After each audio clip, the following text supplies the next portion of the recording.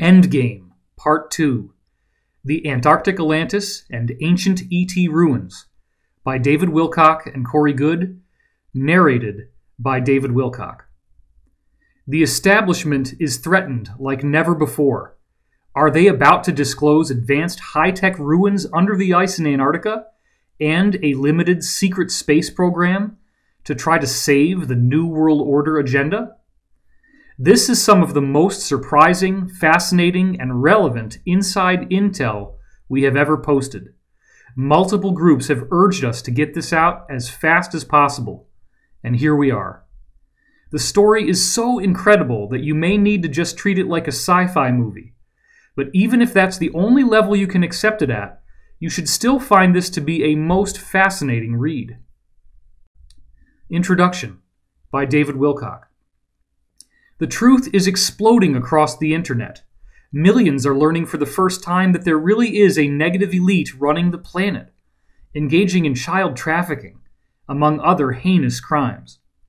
The Cabal's brazen attempts to completely destroy this information are quite surprising to the millions who are only now discovering the scope of the problem. Although this information is extremely disturbing, it is also true. The only way we can heal as a planet is to face it and deal with it, individually and collectively. Part 1 of Endgame has spread more quickly than anything we've ever written before, getting its first 100,000 views in less than 31 hours, hitting 180,000 in 5 days, and topping 10,000 Facebook likes. Perhaps not surprisingly, my David Wilcock's page was completely deleted off of Wikipedia after publishing this expose. It was always heavily compromised, but now it doesn't exist.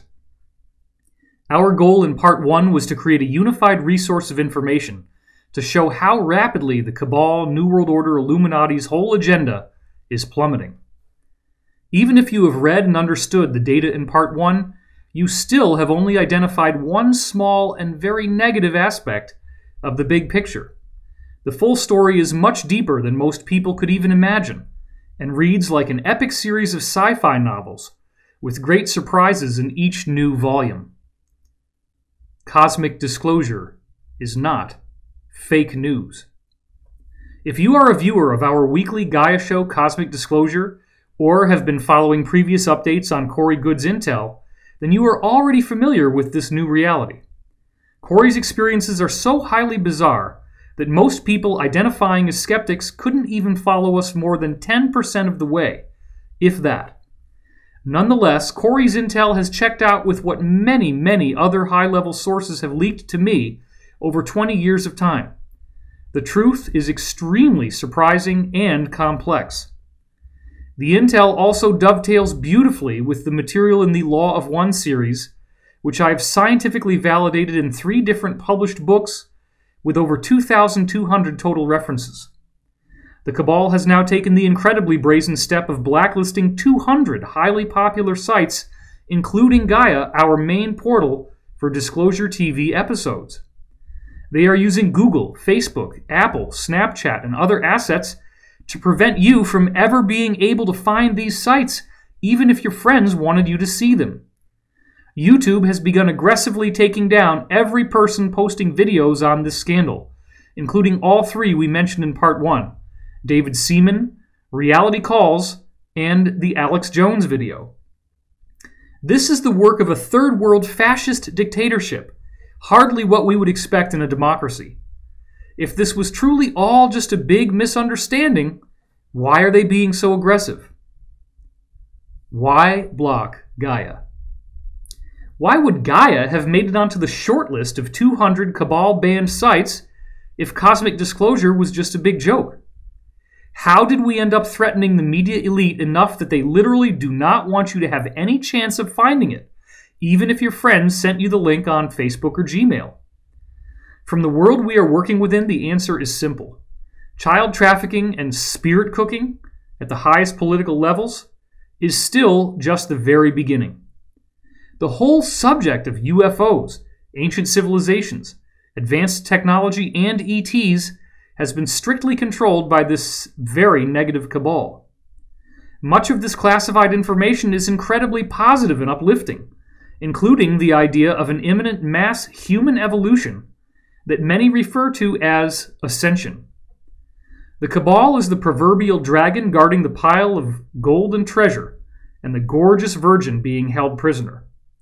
If this group wasn't restricting our access to information, we would be living in a vastly more interesting world right now, with much greater technology. Is Corey telling the truth? By working around Corey for an average of 1 out of every 6 weeks over the last 2 years, I have seen ample evidence that he is telling the truth, as he has seen and experienced it. We have endured death threats, betrayal, financial hardship, and incredibly toxic abuse. This journey has not at all been fun or easy for him, nor for me. This is a spiritual war, not just a physical one. The Cabal is messing around with very real forces that are extremely negative and can influence those around us. It is all too easy to make mistakes and authorize attacks to come your way from these same forces. In my case, it comes mainly through the interference of others. This has been extremely difficult and exhausting, but it all reads as fairly mundane stuff in the worldly sense. In Corey's case, he has had very horrible physical experiences that most would consider paranormal, including being abducted by various human or ET groups. The only way we can protect ourselves is to try to have as positive and loving of an attitude as possible. Nothing else is sufficient. It is a moment-by-moment discipline. 5 different group categories, all requesting assistance. We also have 5 different major categories of groups that are now feeding us intel and requesting our assistance. We will learn more about each of them as this update goes on. Each of these groups is fighting as hard as they can to transform our planet, and have suffered horrible casualties along the way. Number 1, the Earth Alliance. This is the group Dr. Pachenik spoke on behalf of in Part 1. It is comprised of brave fighters in all 15 of the U.S. intelligence agencies, and many international factions. Number 2, the MIC SSP, Military Industrial Complex Secret Space Program. This is a series of factions that believed they were the only game in town, up until recently. They are about to be publicly revealed. Number 3, the SSP Alliance. This is a breakaway group within an SSP that is much more advanced than the MIC version. The SSP is controlled by the Cabal, but the SSP Alliance is definitely not. Number 4, the Inner Earth Alliance. There are several different human ET civilizations living in huge caverns beneath the Earth's surface. Each racial type we see on Earth appears in these groups. Number 5, the Sphere Being Alliance. This is a group of super advanced ETs that have been called the Guardians and manage the spiritual and physical affairs of entire solar systems. It is not easy to have requests consistently coming at us from all 5 of these different groups, with the message always being that each new piece of intel is extremely urgent to disclose. We keep getting pounded with obstacles and challenges while trying to navigate and meet these expectations. Despite periodic lapses in both of our productivity levels, Cosmic Disclosure has continued to come out with a new episode every week, uninterrupted. We are now under direct attack by the Cabal, as they are trying to wipe us out of existence with a total internet blackout. Gaia has several weekly shows with more on the way, as well as over 7,000 unique pieces of inspirational and truth-telling media to watch. The speed and function of the Gaia site has improved considerably, and if you have ever thought about signing up for $10 a month, we need you now. Thanks.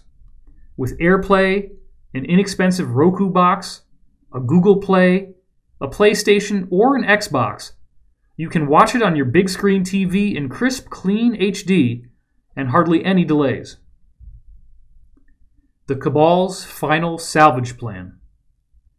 What we are hearing from various insiders now is that the Cabal is on the verge of total defeat for the first time in our entire global history.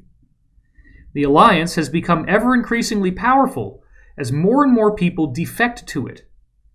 The Cabal knows they are out of time, and as of right now they have largely completed their negotiations on how they will surrender.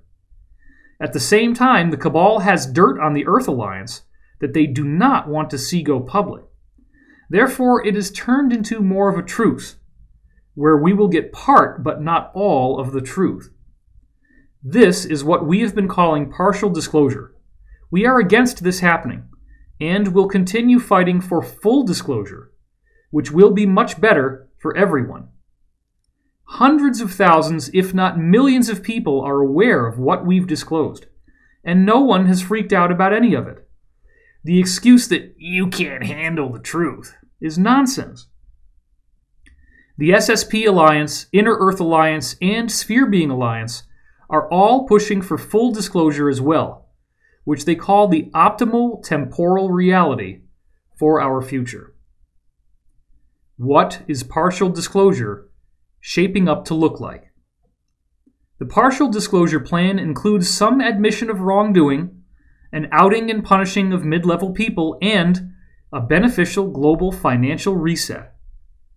The cosmic aspect of the plan appears to involve three key revelations, perhaps in different stages. Number 1, a formal public disclosure of the MIC SSP. They have 2 large cloaked orbital platforms, flying black triangle craft, and the ability to travel throughout our solar system. Number 2, the unveiling of ancient high-tech ruins in Antarctica that have been newly excavated. This will prove that Atlantis was very real and far more advanced than we thought. Number 3, the revealing of extremely ancient ruins over 1.8 billion with a B years old, within the Earth and throughout our solar system, often made of a crystalline, transparent aluminum alloy. Although this sounds pretty awesome and would be a great leap forward, this is still only a partial disclosure that leaves gaping holes in our understanding. Another potential plan that is in the optional category involves the possible disclosure of a single ET group known as the Tall Whites. This is the group that Charles Hall and others have met up with. The Cabal might try to introduce us to this group, explain they have been around for a really long time, and hope that they can get us to follow a mystical new religion offered by these beings. This would definitely not be in humanity's best interest. The rapidly escalating downfall of high-level elite human trafficking rings is bringing these issues to the immediate forefront. The Cabal has run out of time, and they know it. For many years, they have planned on using a partial disclosure to distract and inspire the public if the full nature of their crimes were to become known. The details have all been laid out. Much of the history and scientific research to support this data, as well as the full disclosure version, was written into my new book, The Ascension Mysteries, in an effort to help the Alliance groups. The partial disclosure scenario may not include any active ET life operating around us today. The MIC SSP's party line will be that apart from ancient visitors, or perhaps an occasional gray or tall white, we are alone. The first 2 episodes of the recently rebooted X-Files TV show were a veritable blueprint for the partial disclosure of the military-industrial complex's secret space program and its entire belief system. The MIC SSP does not have the technology to travel outside our solar system, so we would still be kept in a box, just a slightly larger version. The SSP has much greater technology that could heal our planet. The Cabal could still secretly pursue their depopulation agenda as the partial disclosure unfolded over a 50 to 100 year period. The Cabal is hoping to rebrand itself as the good guys as this partial disclosure scenario rolls out. It is their last and only chance to save their agenda. Without further ado, I will hand the microphone over to Corey, who will continue our story from here with my co-authored input. It is well worth your time to learn about what is going on. The Secret Space Program by Corey Goode with David Wilcock. Narrated by David Wilcock. By now you are probably aware that I, Corey Goode, am a 20-year veteran of a secret space program, SSP, that has technology vastly superior to anything we see in the open world. David Wilcock had been gathering a variety of insider testimonies for nearly 20 years when I began disclosing everything I knew to him in October 2014. He was able to validate my testimony by having heard many of the same things from other high-level insiders at cosmic top-secret level and above. The majority of this insider testimony was completely off the public record and did not appear anywhere online, nor in any alleged fiction in the public domain. There were so many points of correlation that we stopped counting somewhere after identifying about 60 different highly specific examples. David's knowledge of hyper-classified intel similarly convinced me that he was in contact with people who had experienced the same world that I had. He gained these contacts through being a highly public scholar in UFOs and alternative science who had proven over many years that he could be entrusted with confidentiality. It is hard to imagine. The level of secrecy involved is so high that it is hard for most people to even begin to imagine the world of the SSP. An experience inside a true SSP base on Earth or elsewhere in our solar system would appear very similar to a scene from the movie Men in Black or Guardians of the Galaxy. An ever-increasing number of seemingly fictional movies, television shows, and video games are preparing us for an eventual disclosure. Some groups on Earth have been aware that we are not alone and have remained in active contact with extraterrestrials for thousands of years. Many more became involved when the Germans developed flying saucer technology with ET assistance in the 1930s. A vastly interconnected breakaway civilization has since developed, almost completely without any public awareness.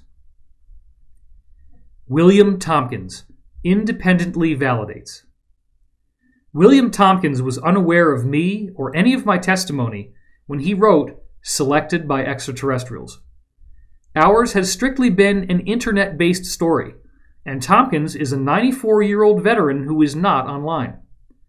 During World War II, he debriefed 29 different U.S. spies embedded in the German SSP at the time.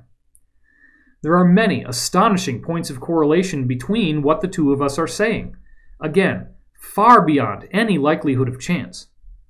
Interviews with Tompkins were conducted for Gaia before he knew anything about my testimony, but it all lines up beautifully. There are several episodes where we compare these knowledge bases, and the results are very surprising. Contact was reawakened. I had basically been out of the loop in the SSP since the late 1980s, except for a number of encounters with them in the 1990s and early 2000s that were all very brief missions. Much to my surprise, I was brought back into this world approximately 4 months after David and I began comparing notes. I was taken to a base on the moon that I was already familiar with, entitled the Lunar Operations Command, or LOC. By this point, David had gathered the bulk of my testimony together and had thoroughly briefed the senior management of Gaia on the story. I was quite surprised to discover that an alliance had formed within the SSP that wanted to share their remarkable technology with the general population of Earth. This alliance partially arose out of the SSP faction I worked within, known as Solar Warden. There are a total of 5 different SSP factions, and Solar Warden is made up of members from all 5 of them. The Solar Warden code name was also discovered by the hacker Gary McKinnon and was independently verified by William Tompkins. Sphere Being Alliance Ambassador. The SSP is already engaged with a diverse community of over 900 different human-like civilizations that they have regular, ongoing trade with, as well as less frequent contact with many others. I became a conduit for the SSP Alliance to speak with a group of highly powerful, positive ETs that had remained mysterious up until then. These beings arrived in hundreds of gigantic spheres parked throughout our solar system. The spheres have been coming in since the late 1990s and have remained cloaked ever since. David was aware of the spheres ever since they first arrived, as they were often being seen on NASA's own SOHO satellite and were referred to as sun cruisers. No other ET group had anything that was anywhere near this large in size, so it naturally was quite a source of interest. Gonzalez was the key. The man on the inside who ended up bringing me into this world again has been given the pseudonym Lieutenant Colonel Gonzalez for security reasons. He had experienced in-person contact with the sphere beings while in the SSP at about the same time I had experienced similar contacts while living here in America. Gonzalez did not report these encounters up the chain of command for some time, nor did I tell anyone about what I had experienced. In late February 2015, the sphere beings asked for me by name through Gonzalez. He did not know who I was, and his superiors had to look me up and figure it out. Up until I was requested by name, the sphere beings had completely refused to interact with the SSP Alliance, even though the Alliance felt they were trying to do something positive for humanity. The negative ETs will seek out contact with the most wealthy, powerful elites on Earth to promote their tyrannical, dictatorial, service-to-self message. The positive ETs seek contact with those who can help share their message of love, peace, and service to others. Thrown in the middle. I effectively got thrown into the middle of a debate between the SSP Alliance and the sphere beings.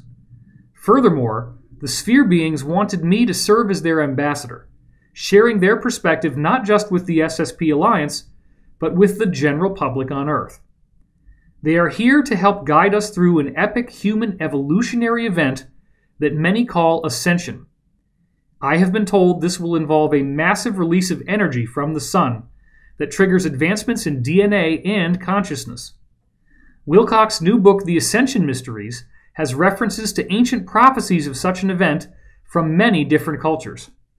The giant spheres are a form of living technology that is used to help smooth out this transition as much as possible. Without the help of the spheres, such a transition would likely be catastrophic and largely unpredictable. The Blue Avians. The main ET group I've interacted with has been the Blue Avians, a race of humanoids with large eyes and bird-like blue feathers on their bodies. We have since discovered that this is the same group that presented itself to the Egyptians through avian-looking humanoid gods such as Ra and possibly also Thoth.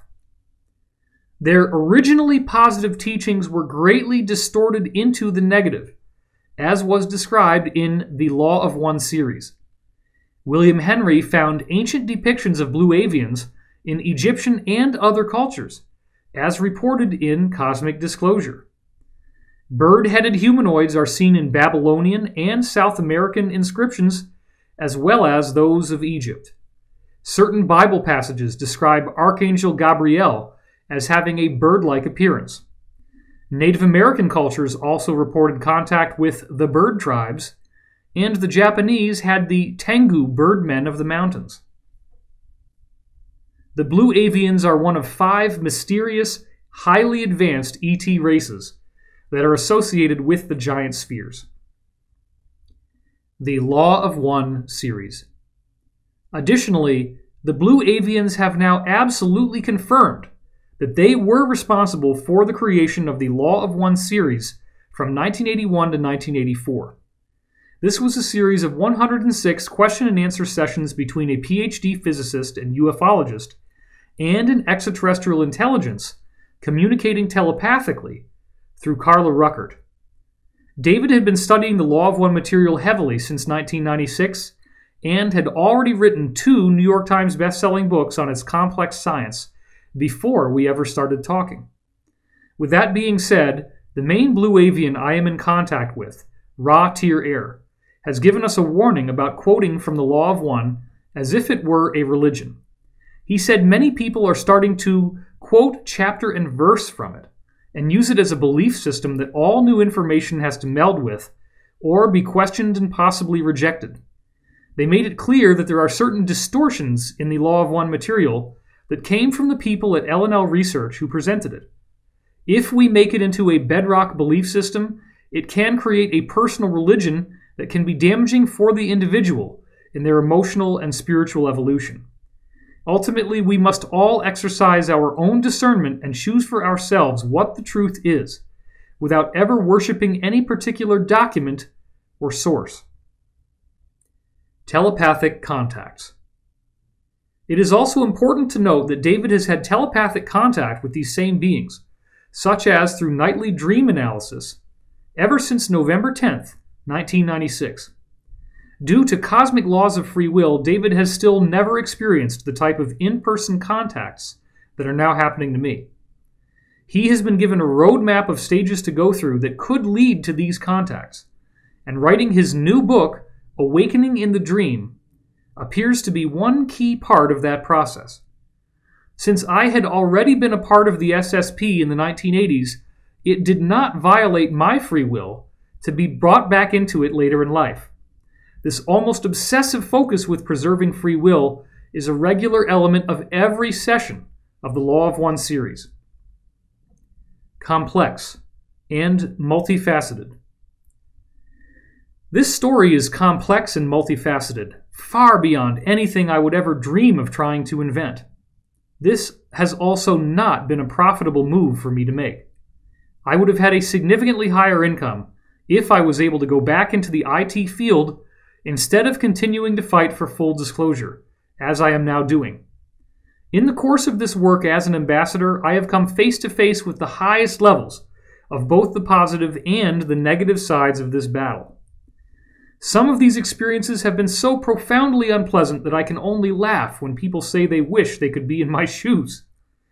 The full narrative arc has been traced out in Cosmic Disclosure, our show on Gaia, as well as in these updates at spherebeingalliance.com and at David's website, divinecosmos.com.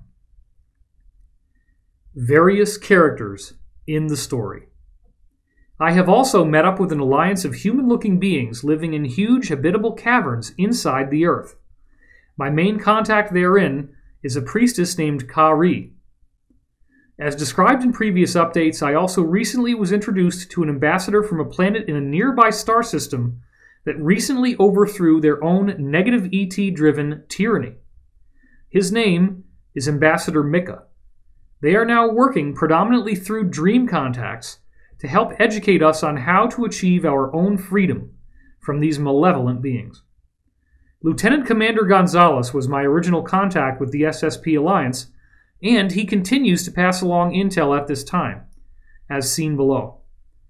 He originally presented himself as a lieutenant colonel in the Air Force. This was his cover ID, and I recently found out he was actually a lieutenant commander in the Navy. Lastly, I have been interacting with a more Earth-based SSP that is run by the Military Industrial Complex, MIC. The MIC SSP is unaware of the greater space program I was a part of, as we will discuss. So now, without further ado, we will pick up where we left off in the previous update at spherebeingalliance.com and in prior episodes of Cosmic Disclosure. A visit from the MIC SSP. Once again, in the early morning hours of Wednesday, October 26, 2016, I awoke to find that I was walking in the parking lot behind my house. This type of sleepwalking technology is standard fare for the Military Industrial Complex MIC space program group that has been contacting me in the recent past. I immediately noticed the same stealth-looking MIC wingless craft that I was taken in last time. It was parked in the same place it had been in the last time I was taken.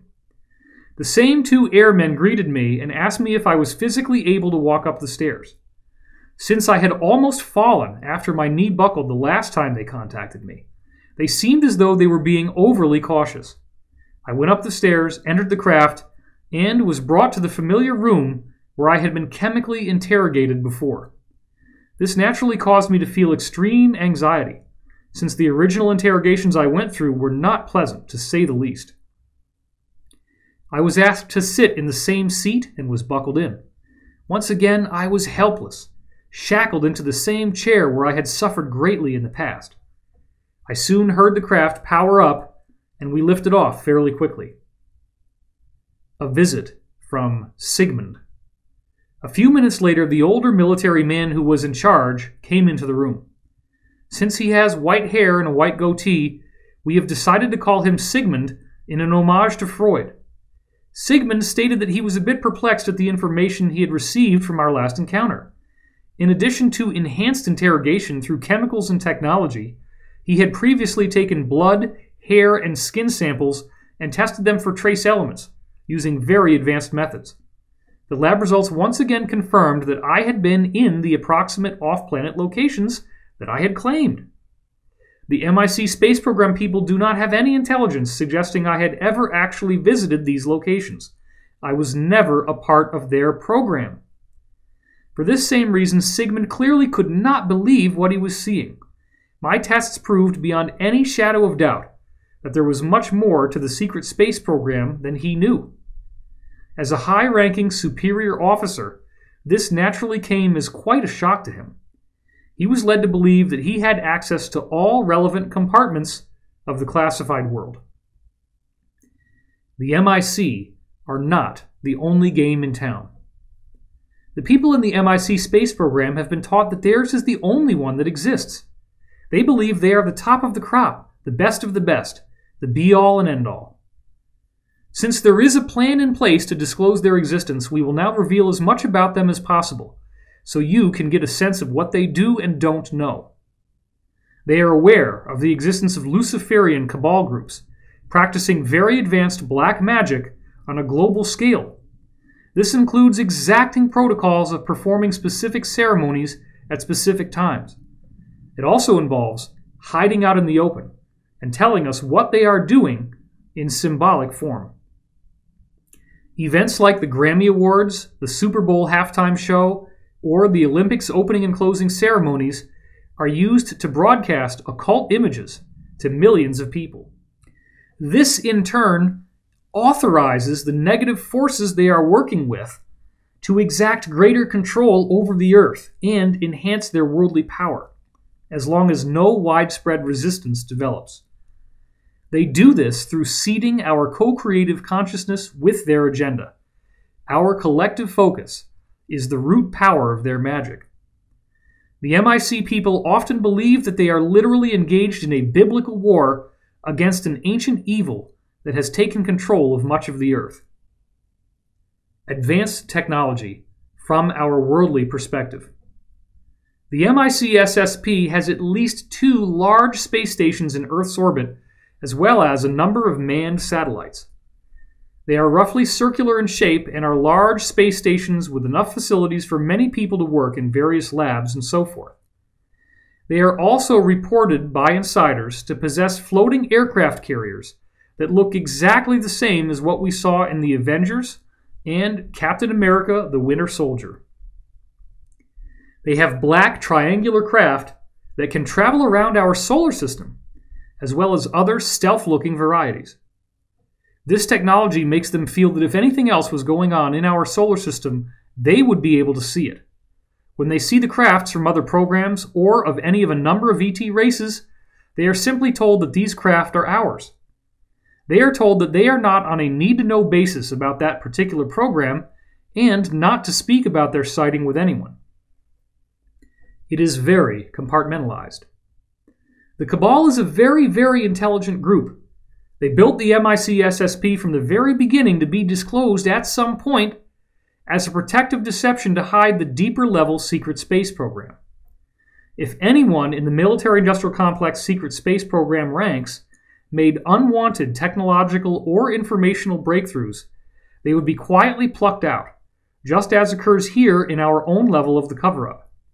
Therefore, no one in the MIC secret space program will successfully discover portals that take them outside our solar system, as one of many examples. Certain areas are cordoned off to them as no-fly zones, so they do not see the advanced ET civilizations that already exist in our solar system. If someone sees something they shouldn't have, and the idea that it is one of ours doesn't stick, they very likely would disappear, or be reassigned. The Cabal knew that if the people in the MIC SSP truly believed what they were being told was the whole and complete truth, none of them could ever threaten the partial disclosure scenario. They could come forward and fight vigorously against any alternative view of reality because they believed in their heart and soul that they had been given the whole and complete truth. This is precisely what was happening with Sigmund, the commanding MIC officer who interrogated me, as we will review in a minute. They believe we are alone. The MIC SSP are told that we cannot travel outside our solar system.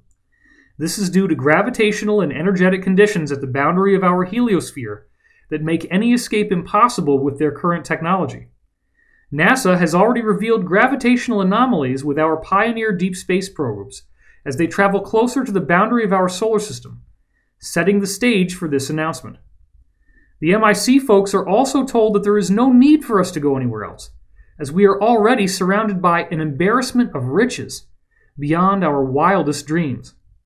There are many impressive prehistoric intelligent ruins to explore here, from what they call the Ancient Builder Race.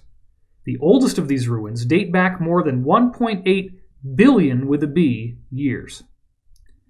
Most of their members believe that any ETs have long since come and gone from our solar system. The only exception is time travelers from Earth's own future who have come back and visited us. Different levels of knowledge, depending upon the group. The MIC secret space program is made up of different military and intelligence groups that have varying levels of knowledge of ETs. Some think there are only 4 or 5 groups visiting us. Some don't think any have been here for thousands of years. The top brass of each branch have basic knowledge of 50-plus other ET groups that have visited us. This knowledge goes back to the 60s and was standard info in the briefings then for NATO and the DoD, etc. It is much more complex than can be summarized in a paragraph or two. The mid-level narrative. The mid-level personnel have been told that some humans who have time-traveled here from our own future now look like Greys. This is due to evolutionary changes from having lived underground for thousands of years. One of the partial disclosure narratives was designed to focus on this idea, namely that all the human-looking and gray-looking ETs come from competing timelines in our future. The higher-ups usually know about a handful of ETs that are here now, but they are ordered to keep silent about it. Some MIC secret space program groups believe that we are all the blood descendants to varying degrees of pre-Atlantean human ET refugees that they call the Pre-Adamites, as we will discuss. This is also a key feature of the belief systems of the various Cabal groups at the higher levels. The Cabal groups believe they have significantly more pre-Adamite blood than the rest of us, and formed royal bloodlines and elite ruling castes as a result. Energetic changes in our solar system. As Wilcock revealed in The Ascension Mysteries, one of his insiders has worked with the MIC secret space program and has been thoroughly educated in their views as we are explaining them here. The MIC SSP people are also aware that an energetic change is occurring in our solar system. They expect that this will lead to a massive release from the sun in our near future. The classic movie 2001 was intended to pave the way for the MIC program's eventual disclosure. If a sufficiently massive sighting or a well-publicized data dump from a whistleblower got traction in the mainstream media, the MIC secret space program could have been revealed many years earlier. 2001 and 2010 installed all the key pieces of information we would be told over time in the aftermath of that eventual disclosure. If you try to explain to the MIC secret space program that a much more advanced secret space program is operating around them, it is akin to blaspheming a major religion in front of its devoted followers. Pre-Adamites in the ice. Now let's return to our scene where I am now on the MIC secret space program craft, hearing what Sigmund was telling me. Sigmund revealed that he had been stationed at several classified military installations in Antarctica. He had spent time in the very area where the Anshar Inner Earth group had taken me on a reconnaissance flight. He stated that an extremely ancient series of cities had been discovered flash frozen, deep under the ice shelf. He confirmed that there were also many animals and pre-Adamites preserved in the ice. He described the Pre-Adamites as beings with elongated skulls, with strangely proportioned bodies that were obviously not designed for Earth's gravity and atmospheric pressure. When we combine this with what Gonzalez told me earlier, and the academic research David compiled in the Ascension Mysteries, it does appear that some of these groups were giants by our standards. Other hybrid groups may have been bred to have more conventional heights and or adapted to Earth's gravity over time by becoming shorter. The history of the Pre-Adamites. According to Sigmund, this Pre-Adamite group had apparently arrived here from another planet in our solar system that was no longer hospitable. They arrived here approximately 55,000 to 65,000 years ago and began to create hybrids of their species and the developing human population. This fit beautifully with what Gonzalez and others had already disclosed, which in turn became the central narrative of the second half of David's The Ascension Mysteries. What we now see as Antarctica was the seemingly mythical lost island of Atlantis. The Buwachi map from 1754 depicts accurate subglacial topography of Antarctica. No one in modern times even saw the continent itself until 1820. Insiders tell us the Buwachi, Orontius, Phineas, and other maps were copied over from ancient scrolls in the Vatican Library.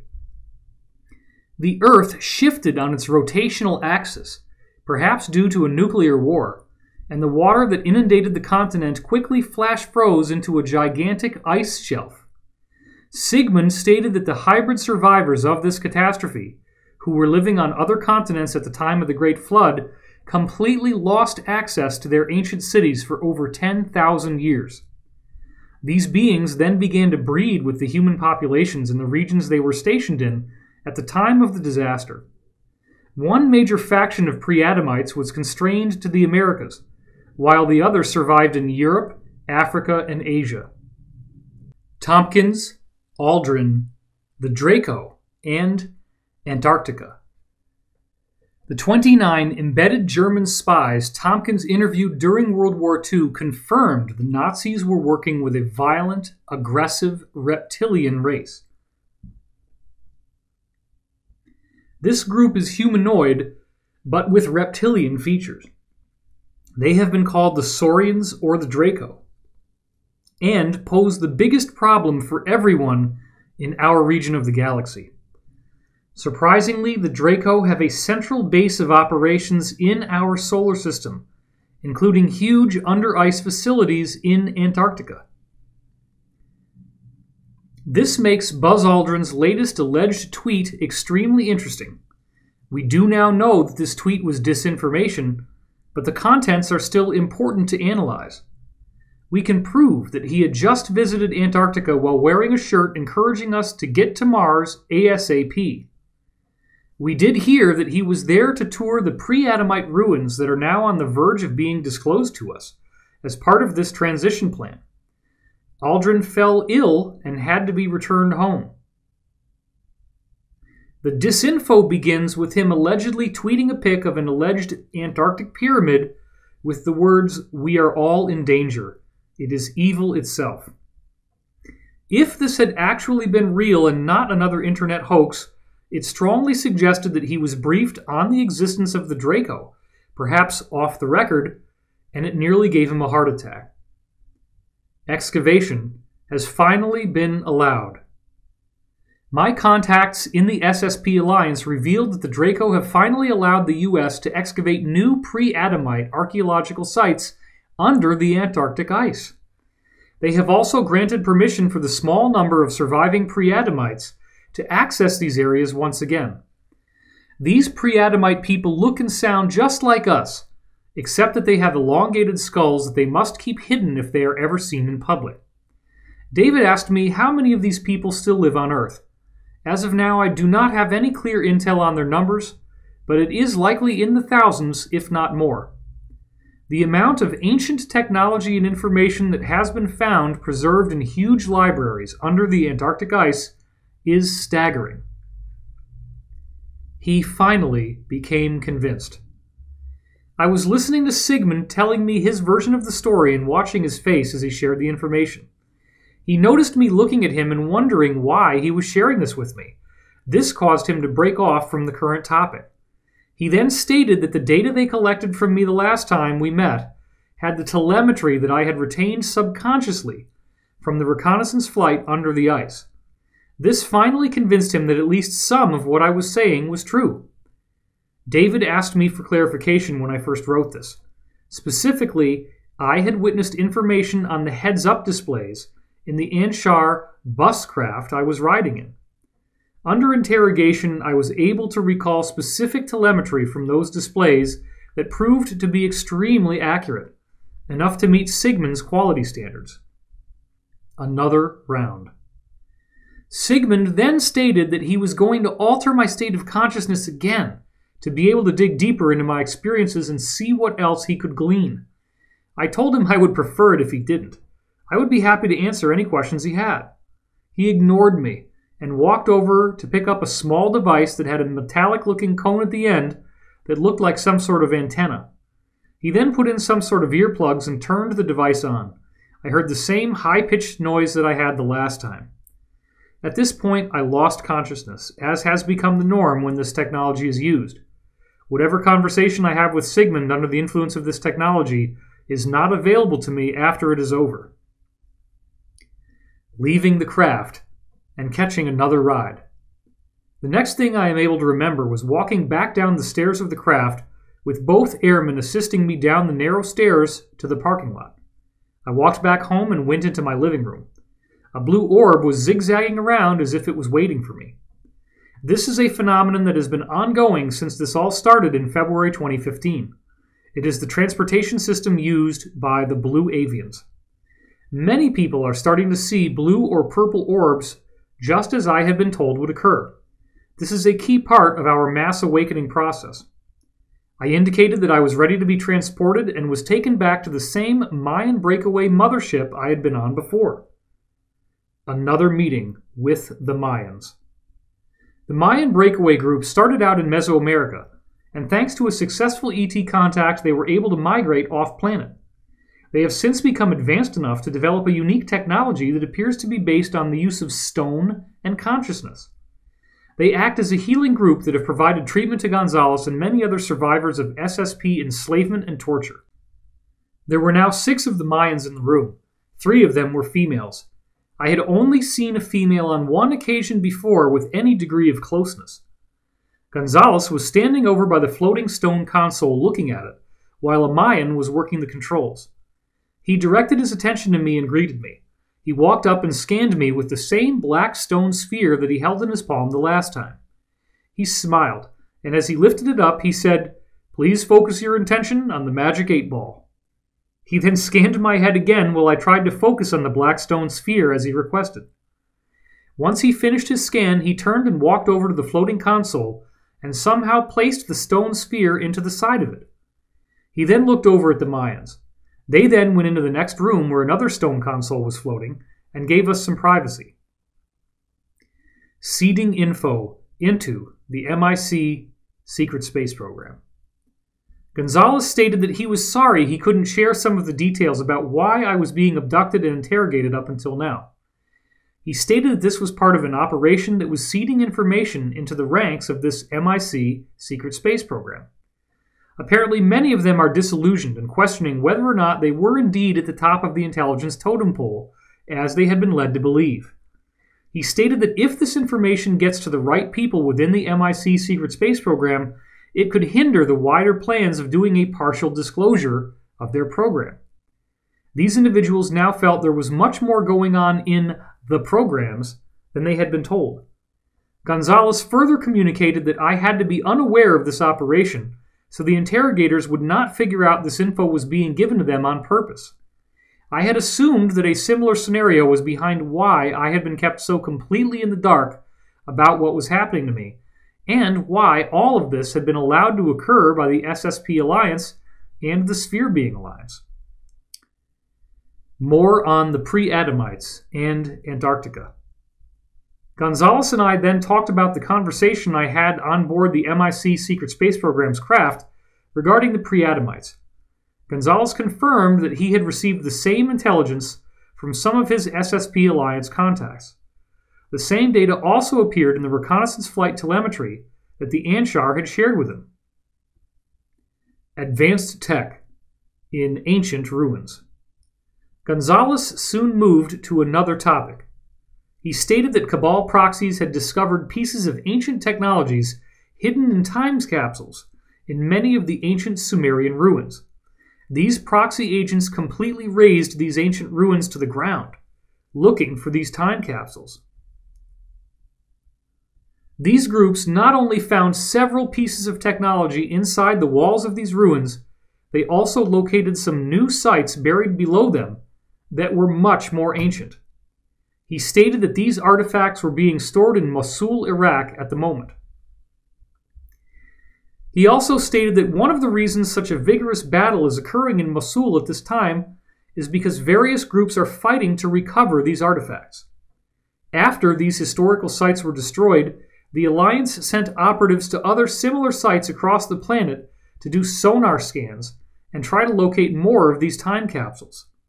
He stated that they were doing so in the dead of the night and were using very advanced technologies to try to detect other anomalies around these ancient sites. The Pre-Adamites want control.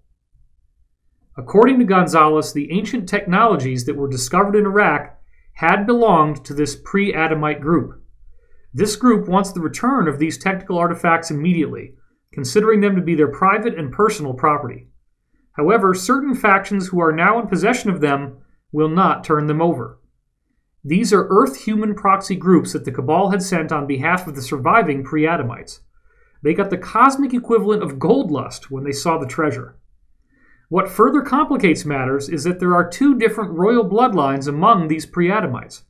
These two groups are in a type of competition over the control of the financial and political systems of various countries. As I have said before, the people we are now calling Pre-Adamites all have psychopathic characteristics, by our normal definition of the term. The elongated mitre hats everyone wears in the Vatican are one of the ways they have been able to conceal themselves while still operating amongst us. The surviving Pre-Adamites apparently have blue eyes. A weakening of the Cabal Coalition. Gonzalez stated that this argument over the Pre-Adamite ruins meant there was an obvious weakening of the Cabal's coalition. This split in the ranks of these global syndicates was being exploited by the Alliance. It seems that many of these Cabal groups now see that their organization is about to be fully exposed and brought to justice. The disclosures David mentioned in Part 1 did not happen by chance. They are the direct result of the hard work of the Alliance through outlets like WikiLeaks. It appears that many of these people are positioning themselves to cooperate with the Alliance during the prosecution phase. This, of course, is a very helpful thing. David and I have both consistently stressed that whistleblowers should be seen as heroes. It is very important that we not devolve into a witch hunt mentality. Issues with memory. At this point, the stone console behind him started flashing symbols in various colors of light. He turned his attention to the control panel as I noticed two of the Mayans entering the room. All three of them walked to the floating stone console and observed the symbols appearing in an obvious sequence.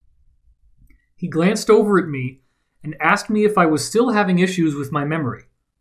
I stated that indeed I had noticed difficulty in remembering things such as my children's birth dates, etc.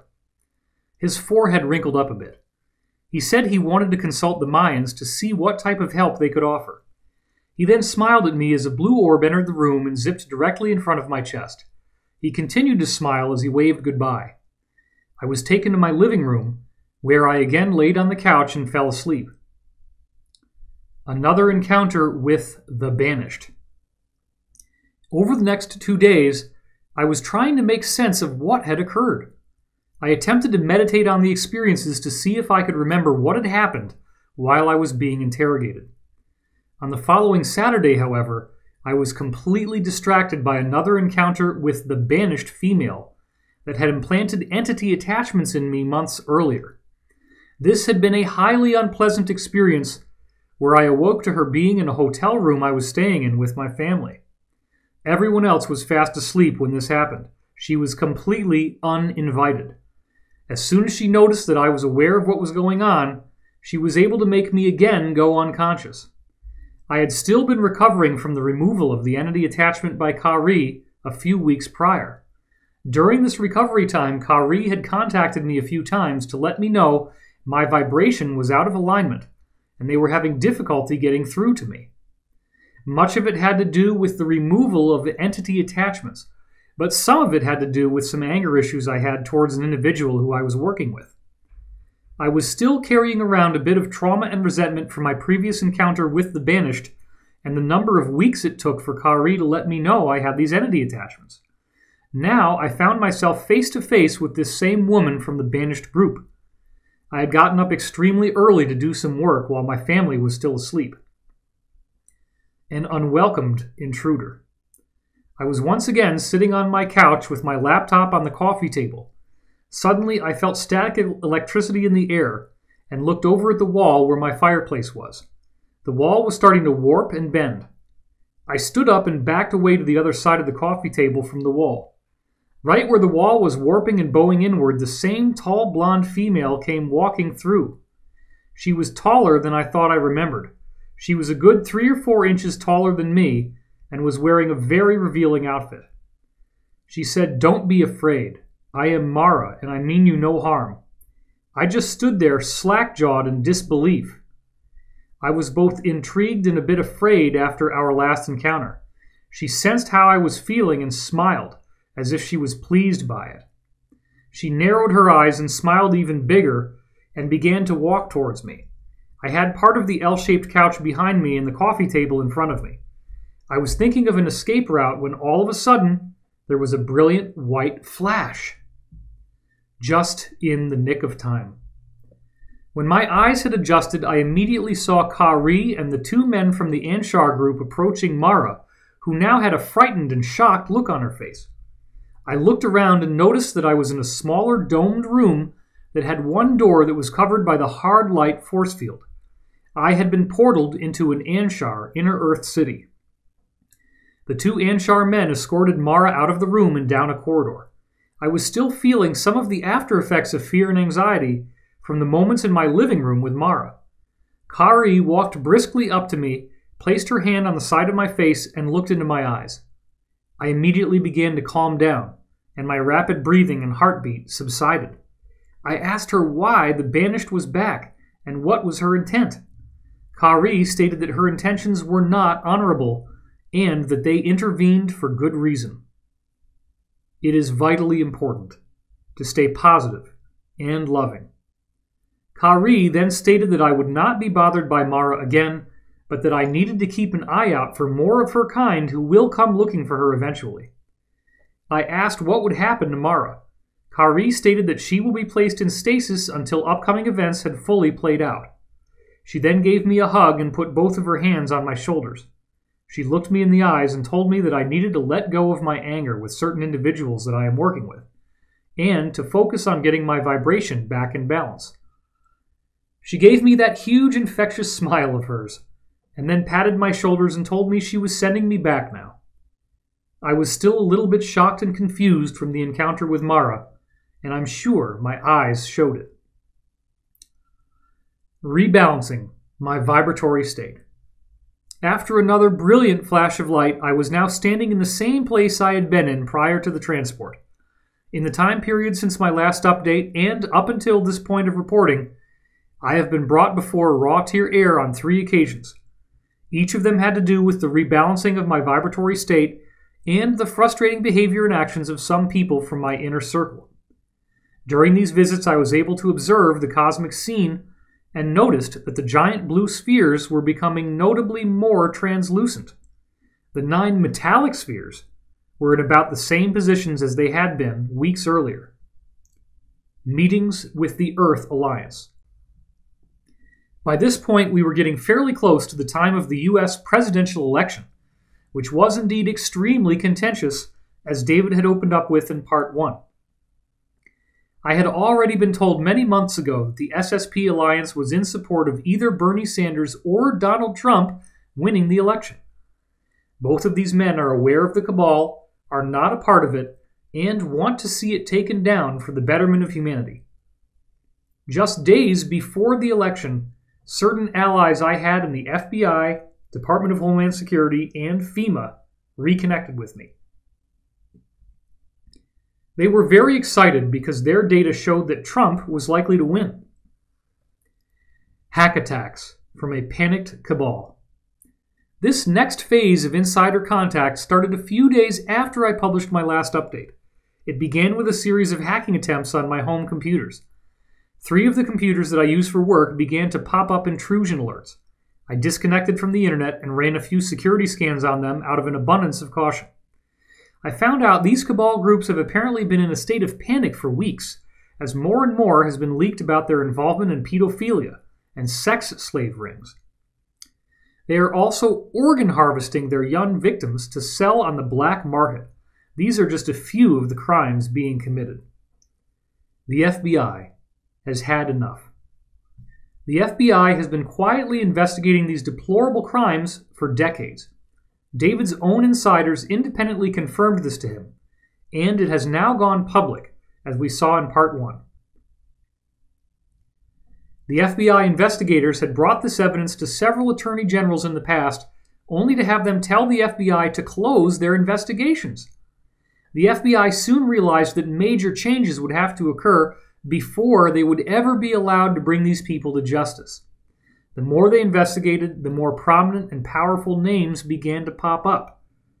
It appears that these sex slave and pedophile rings have been associated with close to 1/3 of everyone working in government organizations within the USA and the EU. It was determined that any attempt to prosecute them would be met by roadblocks. This is one key reason why the Alliance favored Trump. This appears to be one of the main reasons most of the FBI was behind Donald Trump in the election process. They knew the Alliance was in favor of Trump becoming the next president. The FBI have been aware of the Alliance for some time. The FBI believed that if Trump won the election, they would finally have their opportunity to bring this evidence to an attorney general who would actually prosecute. This was such a contentious election process that it caused a huge amount of anxiety for people on both sides of the political parties. Former allies returned at the last minute. Since I had gone public, a few of my sources in the FBI, Department of Homeland Security, and FEMA had broken off contact with me because of the crackdown on whistleblowers in the Obama administration. The day before the election, all 3 of these people contacted me and told me that Trump would win. They then began to share quite a lot of inside information with me about the above-mentioned investigations. Not so sure. I have to admit that I was skeptical of Trump winning and completely sickened by the details that were given about these pedophilia rings. I was also a bit suspicious that all 3 of these individuals contacted me to share intelligence so soon after I was warned that a disinformation campaign against all SSP whistleblowers would occur. It was clear that I would have to vet these sources all over again. Time to gather all the intel. The following night, I was as shocked as everyone else to see Trump actually win the election. I was able to confirm through other sources that these 3 individuals were not attempting to discredit me. I then contacted them for a full download. I found out that Soros is under investigation by the FBI for all he did prior to the election years before and his involvement in the current riots. Obama appears to be willing to agree to not pardon Hillary if some of his legacy is preserved somehow. It appears Trump and Obama are keeping that option open, but I doubt it will occur after hearing all of the President of the United States ties to the Clinton investigation that keep popping up. There is a very unsettled mood among the establishment types. This was not supposed to happen. They tried to rig the voting, but underestimated the voter turnout for Trump. David captured a photograph of the front page of Huffington Post, now controlled by Verizon, on Election Day. It showed a 98% chance of Hillary winning and a 1.7% chance for Trump. Vote hacking would not be sufficient. It turned out that there were so many voters for Trump that it outpaced the Soros-owned voting machine glitches that they hoped would steal the election. They had calculated that changing approximately 1 out of 100 votes for Hillary in the key swing states would be sufficient, and they were wrong. I was clearly told that Soros was financing most of the riots right now, as I just said. There are also lots of revenge attacks occurring against Russia from Cabal-type groups. I found out that things are very bumpy right now between the Alliance and Cabal. They were not supposed to lose the President of the United States position. Very sickening information. As David shared in Part 1, Dr. Steve Pieczenik revealed that the Alliance was behind the Pizzagate emails. They knew exactly what we were going to find when they leaked them. The general population is being prepared for some very sickening information about all levels of influence in the U.S. government. We are going to find out how many people who are very influential from both political parties in the U.S. and the EU have been a part of this massive pedophile ring. This sex slave ring has also been used as a device to blackmail powerful people into paying large sums of money, as well as to influence how they make policy decisions.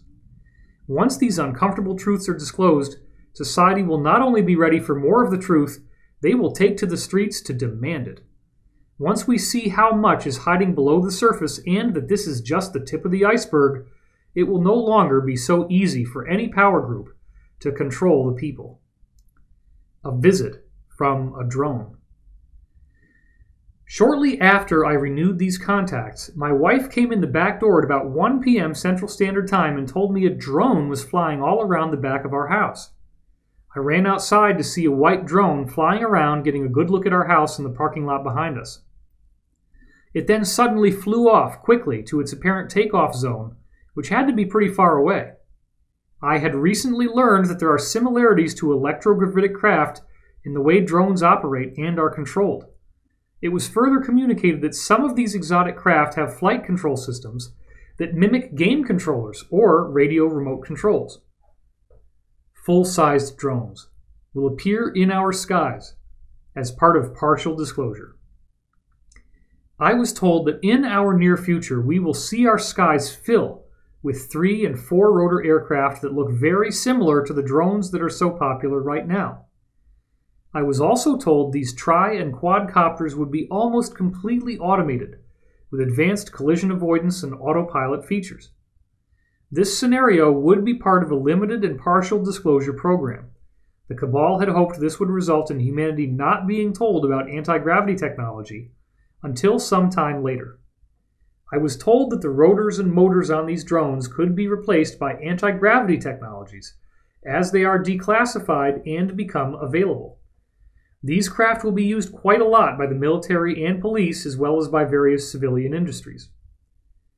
I got interested and purchased my own drone. My interest was piqued to the point where I decided to purchase a drone of my own to learn how to fly them for myself. Since I purchased a cheap drone that doesn't have GPS, all I have done is crash it repeatedly. I don't think it was a coincidence that a drone was performing an open reconnaissance of my house so soon after I bought my own. This visitation happened in the same week where I had purchased a cheap drone at a local electronic toy store, and only 12 hours after I had published my most recent report, A Shadow Revolution. If you have read my last report, then you heard that a shadow revolution is occurring in the USA and is being supported by the Earth Alliance. So much of this battle is occurring in the background and over the internet that we are only now beginning to see it bubbling up into the open. I think we should all be meditating on a smooth transition and a full disclosure for humanity. Never before have the masses been so fed up with the corruption that is blatantly occurring right in front of our eyes with no accountability. We are witnessing the beginning of a grand transition. There will be growing pains for sure, but the end result should make it all worth it. If we can navigate through this time period honorably, we will have set ourselves up for the consciousness renaissance that we have been robbed of for millennia. Antarctica and Cabal surrender. Various world political and religious leaders have been brought down to Antarctica in the last year. The new archaeological finds are a major reason for this. They are excitedly taking tours of the findings. According to sources, the Cabal plans on fleeing to an island in New Zealand, certain areas of South America, and Antarctica. If so, these meetings may very well be a signal to the Alliance that key members of these secret Earth syndicates are preparing to escape justice from an angry American populace. The Cabal had believed they could steal the election and once again escape their fates. They were wrong. Perhaps the strangest development of all was when U.S. top diplomat John Kerry flew down to Antarctica right on Election Day. Buzz Aldrin visited the ruins as well, and something caused him to fall ill and need to leave the area before he was scheduled to. Section 2. Pre-Adamite Ruins.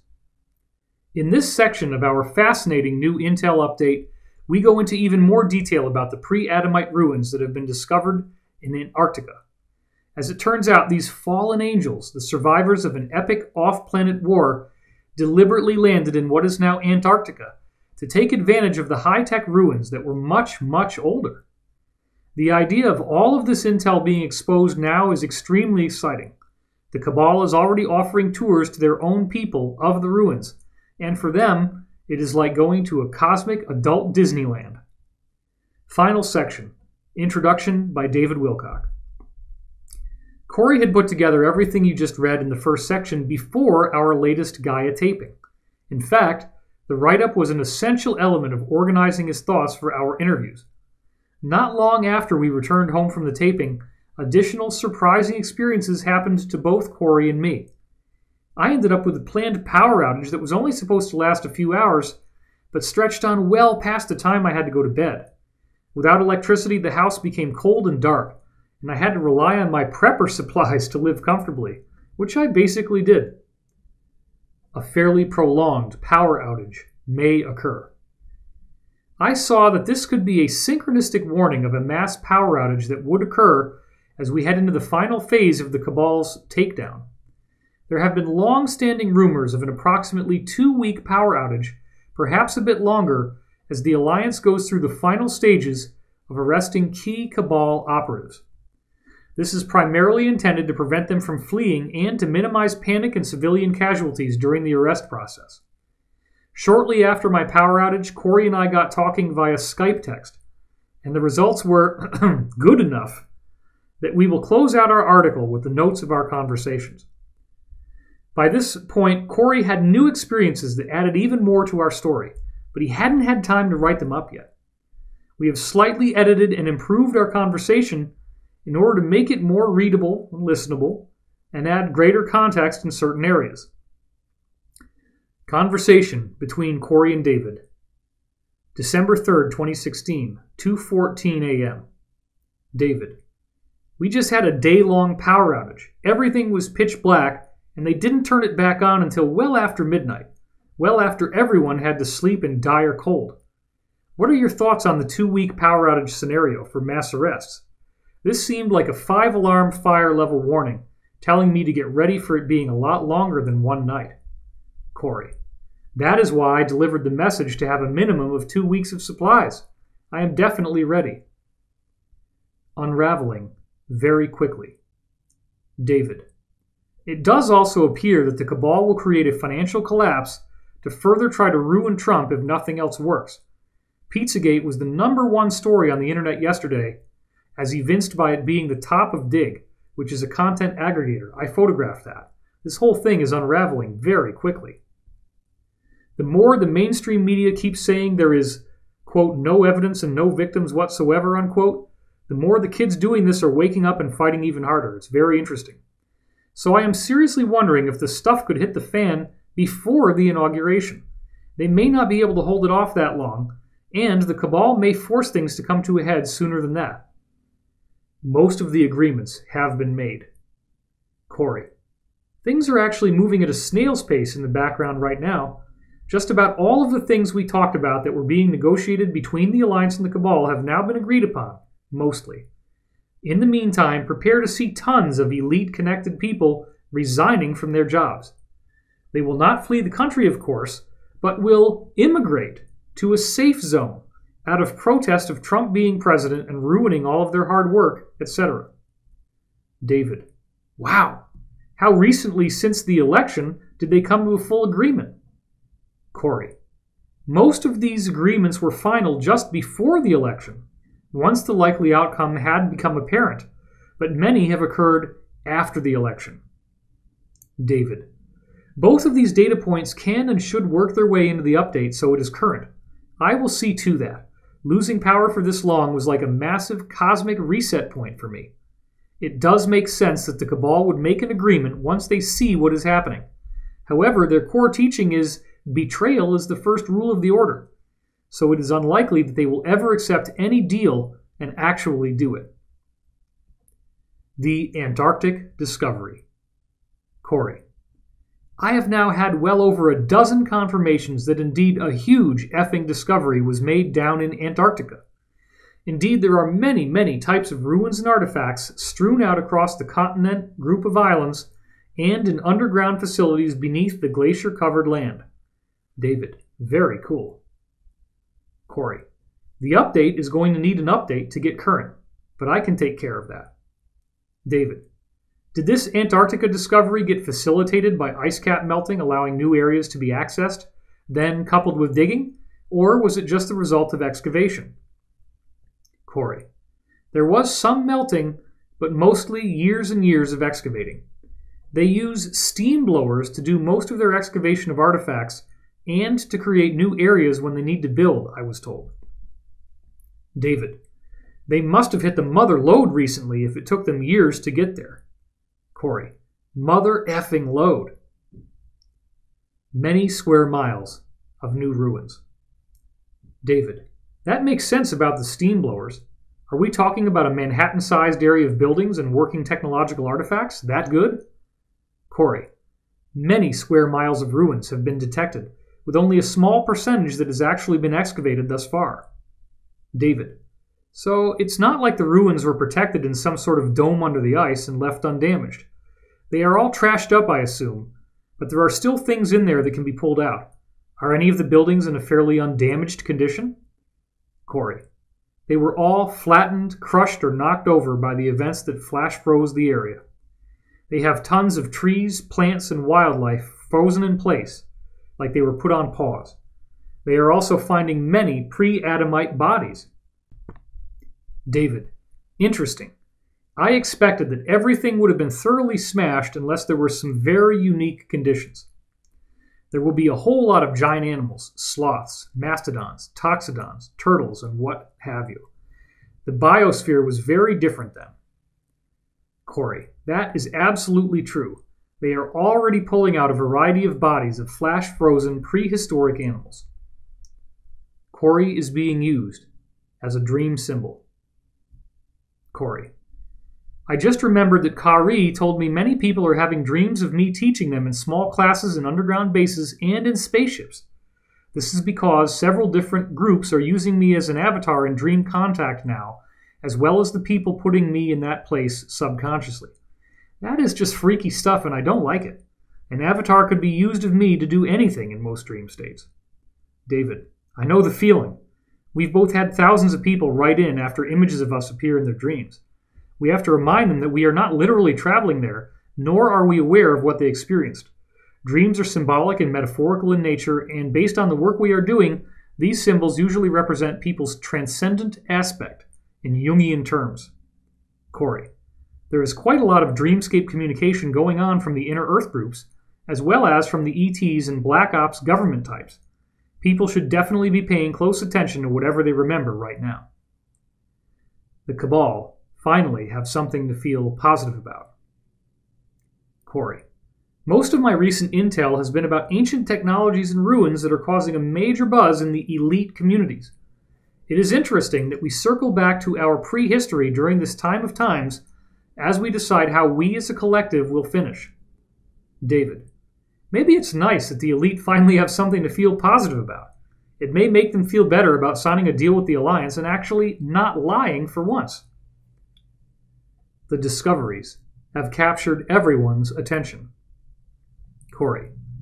These groups are sort of in a lull between battles right now and are all sort of focused on some of the recent discoveries.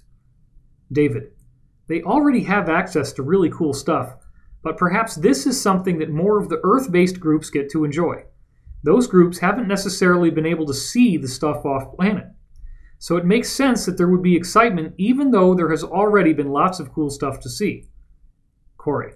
This is stuff they knew or heard in myth that existed under the ice and inside other ruins around the globe. This is the first time anyone has had access to it in roughly 10 to 18,000 years. So yes, they are pumped. David. Buzz appears to have been able to see it as well, only to then have some health issues. Corey. His old heart probably about pounded out of his Mars mission shirt. What are we going to find? David. Are any of the buildings intact and upright enough to walk around inside of them? Any power systems still functional? Corey. It sounded like there are some that are not totally flattened above ground. Most of the stuff is below ground in caverns. There are even more ancient sites from these Pre-Adamites that are below the ground, just like we would find a site if we did a dig. So they have been doing excavations on the surface, digging below the surface as well as in cavern cities and military complexes that belonged to this ancient group. They are going to make it public. Corey. Ancient aliens will go nuts over this stuff. David. Will, as in they intend to make this part of the partial disclosure fairly early along? Corey. I presume so, as they are not keeping a very tight lid on these discoveries very well, and it's during a time of an agreed-upon agenda for partial disclosure. David. Wow, that will be extremely exciting. They probably would prefer to start with something new and Earth-based before opening it up to anything off-planet. That makes a lot of sense. They are taking out all the good stuff and cleaning it up. David. They are probably scrambling to remove all the good stuff before opening it up any further. That way, they only allow us to discover the things they want discovered. So the best tech probably won't be there. Corey. Yes, in fact, they have been moving major artifacts already in the giant electromagnetic subs under the rift system I had mentioned before. David. See, I just know too much of how this group works. Cynical from years of study, I guess. Corey. Yep, their tactics have not changed for many hundreds of years. It is hard to be positive knowing all of the stuff going on in the background, but I do the best I can. When did this all start? And what did they find? David. Are a majority of the top Cabal people touring there at various times? And when did the discovery actually get excavated to an appreciable degree? Corey. The first discoveries occurred some time back, not sure. They had an idea of what was below the ice after doing very high-tech scans from space. They have been excavating one site and discovered many, many others spread out across what used to be dry ground. This happened over time. They have been studying what they are finding and moving some of it out before bringing in various bigwigs from various secret societies. Then they do tours like the Cabal Disneyland they have in the stasis chamber in Ohio. They are continuing to excavate, but know what is around in the areas where they have cleared away the ice. They are worried that all of the steam excavation could cause the surface of the ice shelf to collapse down on the sites they have uncovered. I think they would have to go public in some sort of a way to go bigger on this excavation and widen it. Why couldn't you talk about this before? David. Very interesting. Why was there a feeling of you not being able to discuss this before now? You had about 3 months where you were alluding to this but couldn't go into details. I don't understand what the sensitivity factor was all about. Corey. Preservation of public perception. David. I don't get it. They didn't want you to be the first to leak the story? They want to maintain the narrative and do it their own way instead of having it leaked? Corey. The SSP had operatives in place on our end. That kept some of the info from coming out sooner. The elite want to maintain the narrative. Alliance personnel would have been compromised. David. So the SSP Alliance folks are the reason why this discovery is coming out sooner, as in now, through your leaks? Corey. Yes. And all SSP and Alliance assets have been removed from the theater. David. Right. They had to clean it all up first. Corey. Yes. They had assets in place in key labs and installations, etc. All of that intel is being gathered right now. There are tons of freaking labs down there studying all kinds of stuff. David. I am sure there are, or at least there were. Corey. Carcasses of prehistoric animals are being packed up and sent on these subs as well. David. That makes sense. Maintaining security for the Alliance. David. Is there a reason why you were ordered not to reveal this any sooner, considering these folks are in the Alliance? I am not sure I understand the structure of the timing. Corey. The structure was that we couldn't talk about it without letting the Cabal know who was giving the info. Then they would find out assets were in place, identify who they were, and kill them.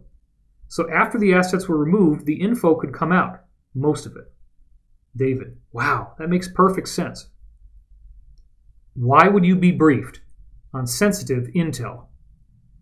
I guess the next question is, why are they telling you anything and then asking you not to leak it, considering you could be abducted and have it extracted from you by electrochemical means? I still don't understand why you are getting told things you can't share. Corey. They apparently wanted all this to get to the Air Force guy that questioned me for some reason during the time of extracting the assets. David. Wow. Very interesting about Sigmund. Now it is actually all making sense. We don't want to ruin it. David. I guess the only other thing that concerns me is, if we leak this, couldn't the elite turn around and change plans and ensure that no one ever sees it? Or are they so close to defeat that it is going to see the light of day either way?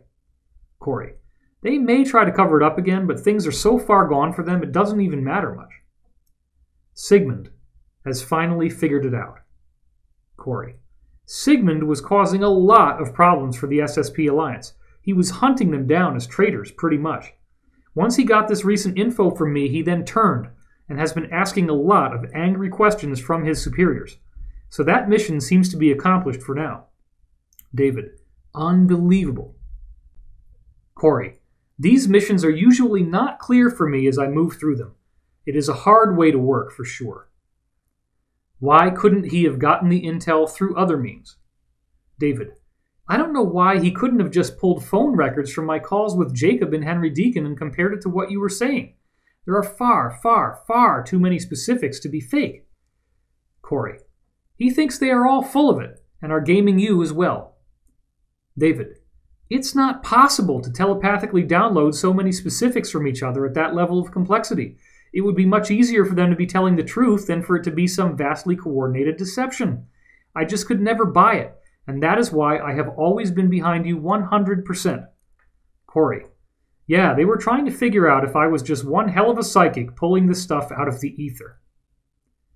This has been a major shift for the positive.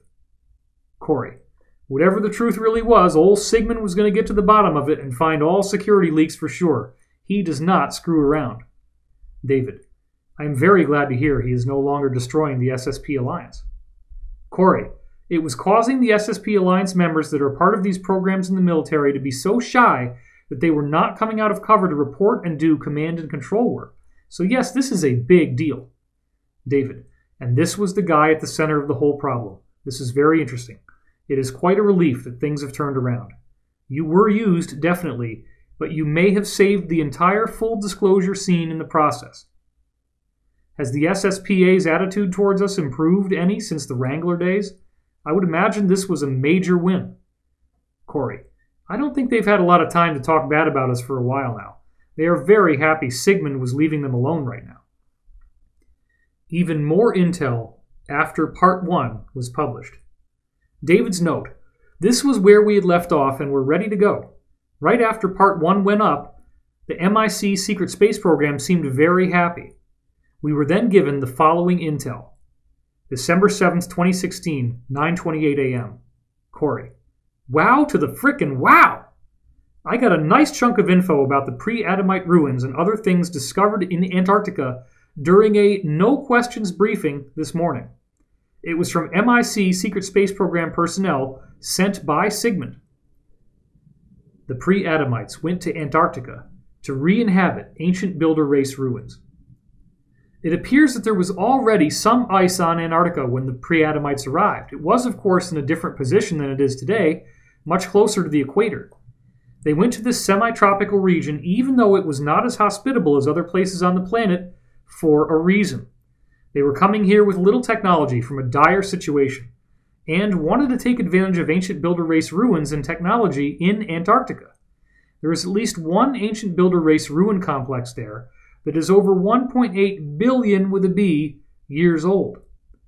Amazing tech remnants. The researchers found pretty amazing ancient tech remnants. One discovery was a complex of rooms with a gold-copper alloy mix that were in plates covering the ceilings, walls, and floors of this complex. An image of Botatong Temple in Yangon, Burma, could be used for a general vision, not exact, of these gold rooms. They had weird spirals and grooves in the plates. They were obviously for channeling large amounts of electricity. There were other rooms that had a different atmosphere than we breathe, where the gravity is only about 36% of one actual Earth G. Cannibalized their own craft. It looks like the Pre-Adamites cannibalized the ancient builder race ruins and technology along with the technology they had brought with them from their original world. It was obvious that they had also cannibalized the craft they arrived in to build the oldest parts of this pre-Adamite main city.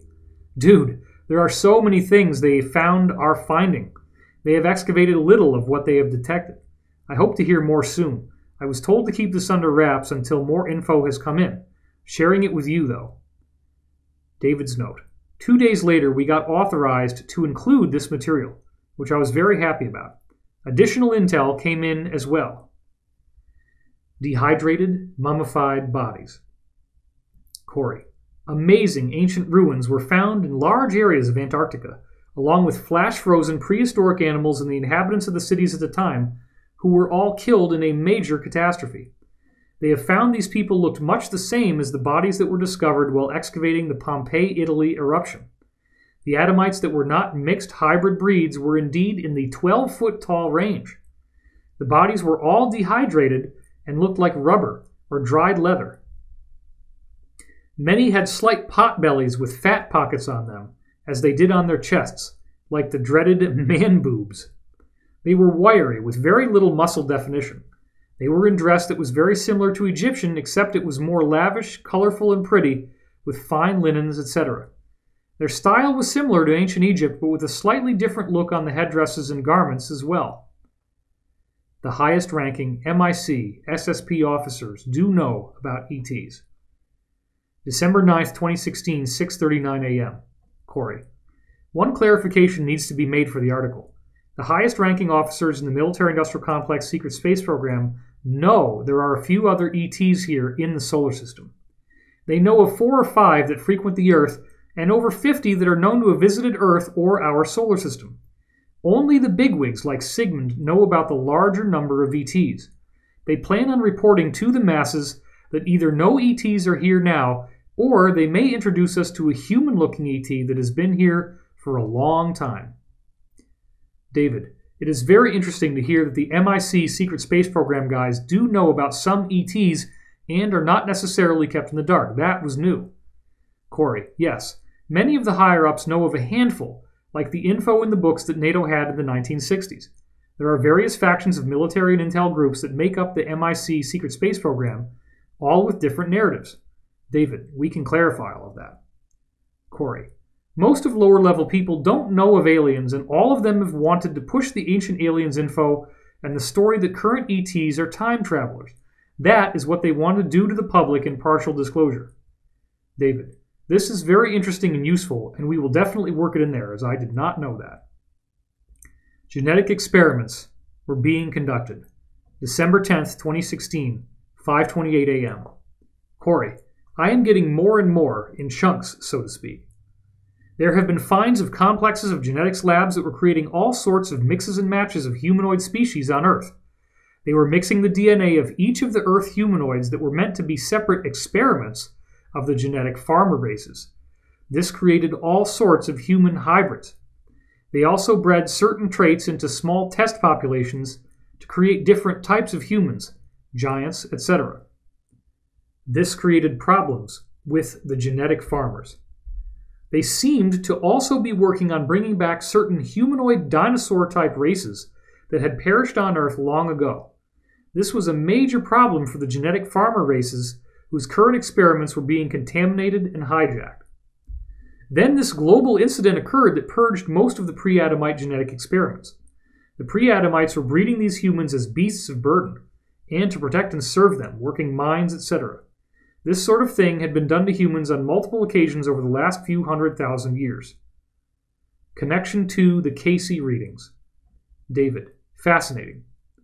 Are you aware that the Casey readings said that one of two main reasons the Atlanteans were destroyed by the Elohim were that they were playing around with genetics? They were apparently making hybrids between humans and different types of non-human creatures. Corey, no, I haven't looked at the Casey stuff much at all. David, this is just another example of where you hear things that so thoroughly validate stuff I've been talking about for 20 years. It's amazing. The bodies were mummified. David, did they succeed on getting reptilian species made? Corey, there were different iterations of humanoid types of these species, but I don't know how far along they were. Far enough for them to get in trouble, I guess. David, so they literally found these labs with bodies of different types of hybrids growing in the incubators? Corey, oh, the bodies are in very rubbery, leathery condition. The tests after excavation showed that the ice had quite a lot of signs of salty seawater in it.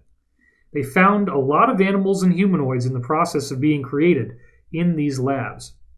David, just for specifics, are the humanoids seen inside cylindrical tubes or something along those lines as they are being grown? Corey, nothing that specific, only that they were found in the process of being created in complexes of genetic labs. David, it would have to be something like that. They would need protection as they were in the growth phase, and they probably make them to order in at least a semi-adult form. Corey, or grow them inside another beast of burden. The word breed was used. David, that could be, but I think it is more technological. Breeding could still be technological. They were in survival mode. Corey, the pre-Adamites were doing things lower tech than they would like. They were here with very little of their tech or comforts from home. They were in survival mode up until the global event. David, right, that makes sense. Corey, not sure if I told you, but I did in my tweet.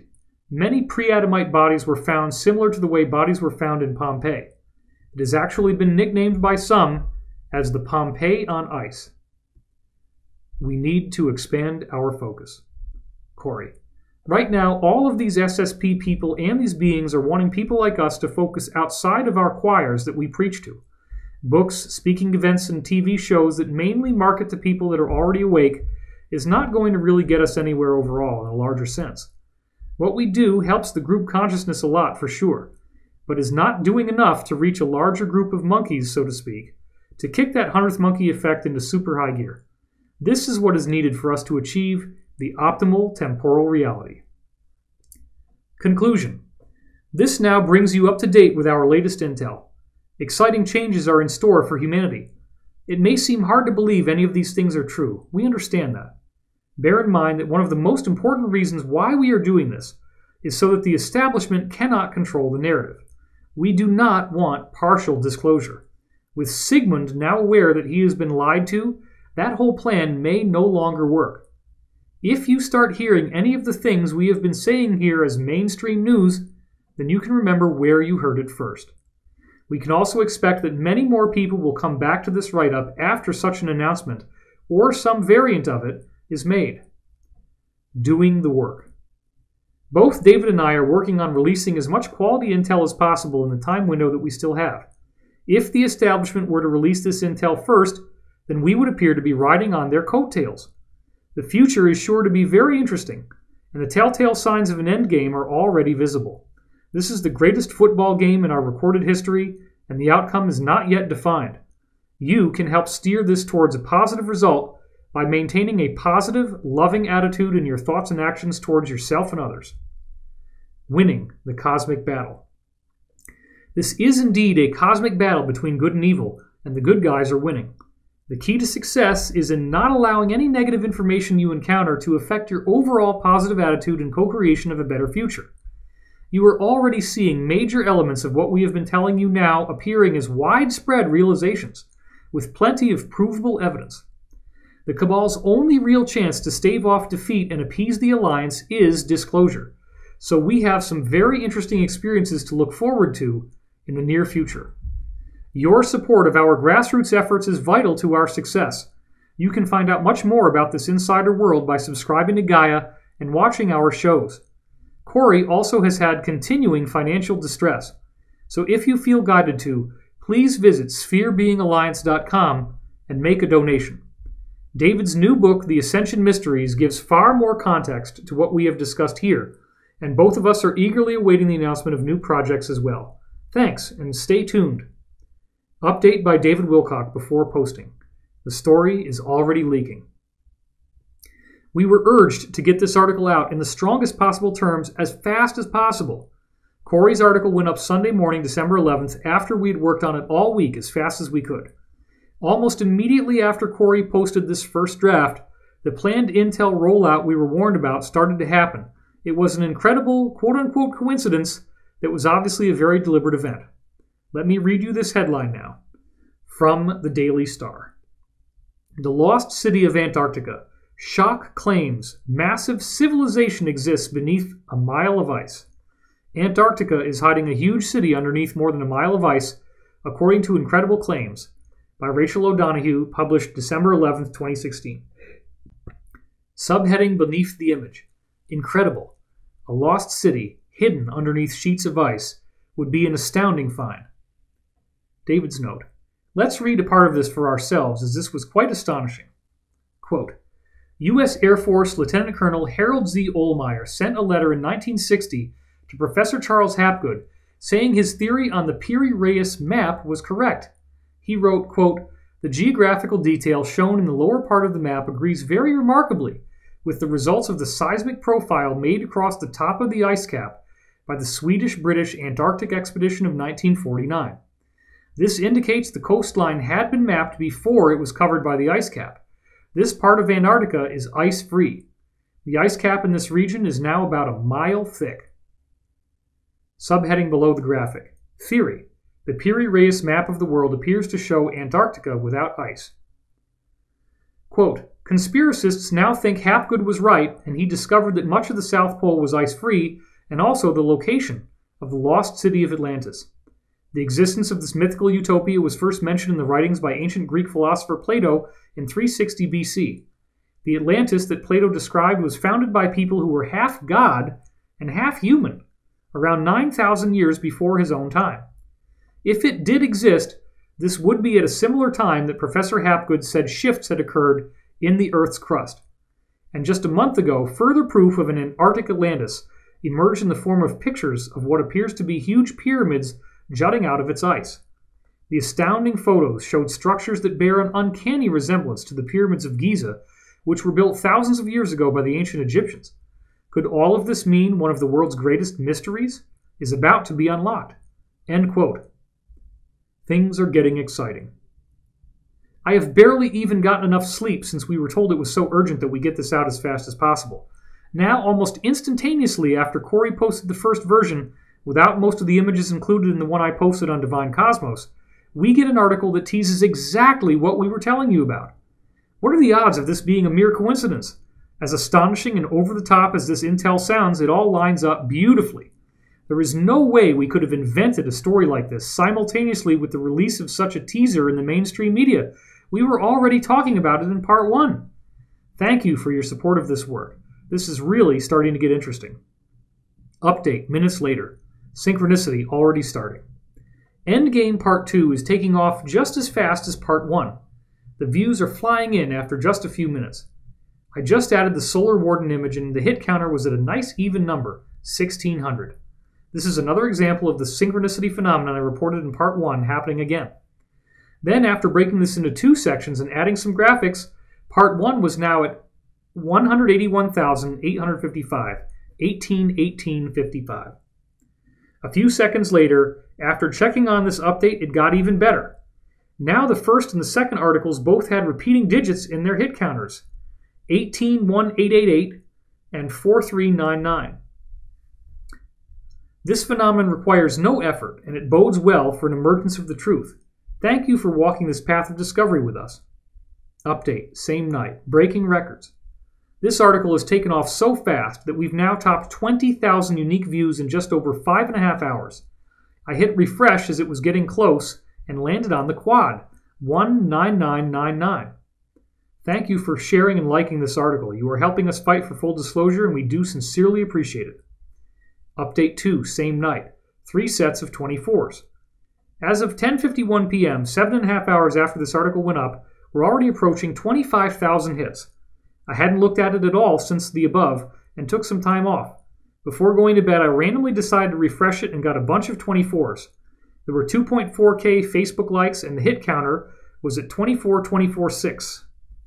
As soon as I published this and closed out of the page, the hit counter had a triple in it, 24447.